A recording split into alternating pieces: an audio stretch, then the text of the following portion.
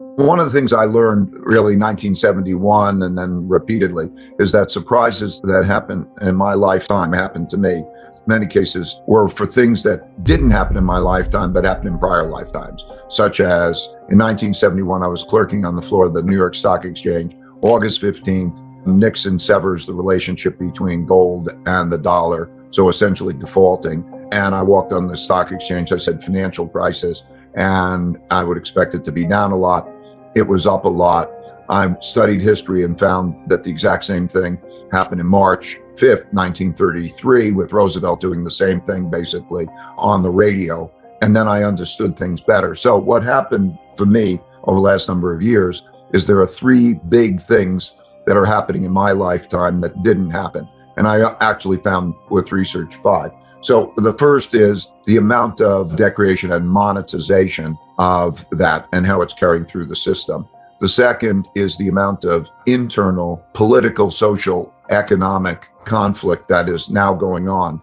The third is the rising of a great power to challenge the existing world order and the existing world power, China, and the geopolitical, in which, when I was born in 1949, 4 years after the New World Order began in 45, and the United States, of course, was a much more dominant country then, had 80% of the world's gold, 50% of the world's economy, the monopoly on military power because of nuclear and all of that, and it's declined on a relative basis. And that led me to do research, which I needed to do the last 500 years of research to follow. I wanted to study the rise and decline of currencies, reserve currencies, and their empires. And I went back. And in doing that, I also discovered that their acts of nature actually had bigger effects than the first three of those, even with the wars, because of droughts, floods, and pandemics.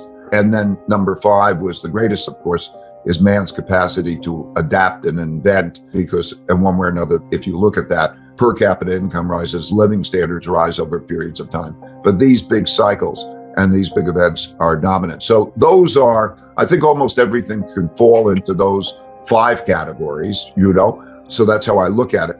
I think that we're in a period in which there's a supply and demand for debt and credit, because one man's debts are another man's assets. And that is making us move into a stagflation kind of environment. In other words, the trade-offs between the two will become more difficult. But I think that number 2 influence, the political, is the most important. I think we have been used to being in an environment in which economics ruled. You'd have a global economy, and those who could produce items more efficiently or cheaper would get the business, and they would raise their living standards, and other places. It was a global competition largely run by economic considerations, and resources would shift that way. I think we're now that doesn't exist as much that way. And there's been a transition to an ideological allocation of resources and so on, such as, the acquisition by Elon Musk of Twitter. It's not a financial transaction as much as it is for the purpose it'll have controls. And when we have the conflicts such as with Disney and DeSantis in Florida and those political ideologies, it's the belief that economics has got to fall within that agenda. That'll have very big implications, I think. And then, of course, this external. Looking at it year by year, this is the 3rd year of the expansion with a very aggressive monetary policy. So we're in the part of the typical expansion where there's a lot of inflation pressures because it happened in a giant big way. And everybody's long the world. It's the end of a paradigm because everybody believes that they want everything to go up. And of course, that creates a dynamic where policy is long, everything goes up. And of course, that happens by creating money and credit, and which creates debt. And that dynamic means that you must have a decline in real wealth measured by that, because that's the financial wealth has become enormous relative to the real wealth. Everybody who's holding bonds or assets, particularly the debt assets, believes, or financial assets in general, which are just journal entries, they're claims, but they believe that they can take that buying power and sell it and buy goods and services, and they can't. And by its necessity, there must be negative real returns, negative returns relative to buying power. So if we take it chronologically, I think there's the short-term cycle, which is usually the business cycle, takes 7 years on average, and give or take, depending on where you start the cycle, it would take a few years. I think we're moving along here quicker. So we're now going to be in a very tight environment, and that changes everything. So when we look at the returns of equities and we look at the well-being of companies, you see that the cost of interest relative to the expected returns of equities creates a squeeze on equities, changes the economics. A lot of borrowing has been done at much lower interest rates and so on. The return on equity for a company versus the return, the cost of debt is changing, and all of those are changing. And like all bubbles or paradigm shifts, the mentality that did exist, we don't have to worry about inflation, cash is a safe place, and so on, gets a shock. There's a punch in the face. There's been a 40-year bull market, and there's a punch in the face to all investors. And when that happens, things that were never supposed to happen because everybody believes in the tech companies, which is the same as the Nifty 50 or the .com companies, they get hammered, right? 75% decline in Cathie Wood's funds and so on and so forth. That causes the adaptation. So we're in the beginning of that adaptation.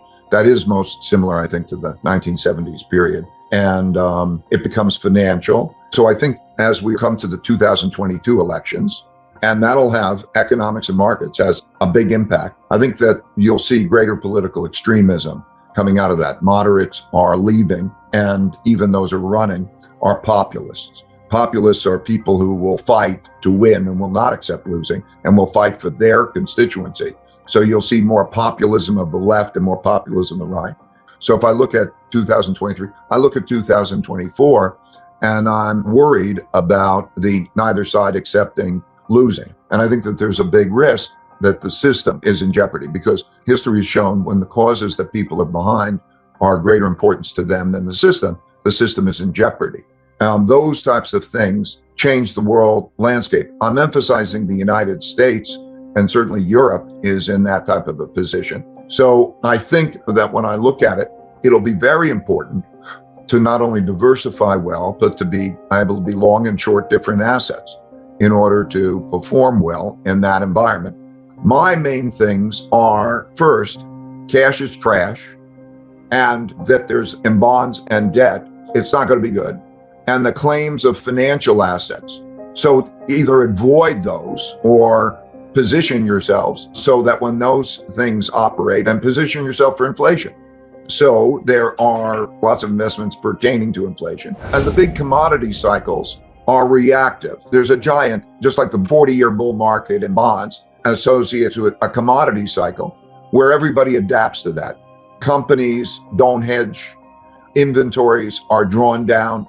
There's less investment in those things when that switches to that kind of an environment. And the big overarching thing is that the amount of financial claims that exist, there's charts that I repeatedly show when I deal with the changing world order.